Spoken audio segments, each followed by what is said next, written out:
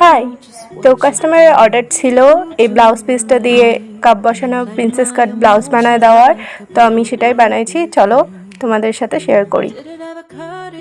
প্রথমে আমি মাপ মতো লাইনিংটা কেটে নিলাম, তারপর একের পর এক লাইনিংগুলোকে মেন ফ্যাব্রিকের সাথে বসিয়ে নিলাম। এবার প্রত্যেকটা পার্টসগুলোকে প্রত্যেকটার সাথে জুড়ে নেব, আর এরপরে রেডি হয়ে যাবে আমাদের ব্লাউজ। তো এটা হচ্ছে ব্লাউজের ফ্রন্ট পার্ট, তোমরা দেখে বলো কেমন হয়েছে। ইউ কাটে রাখা হয়েছে গলাটা।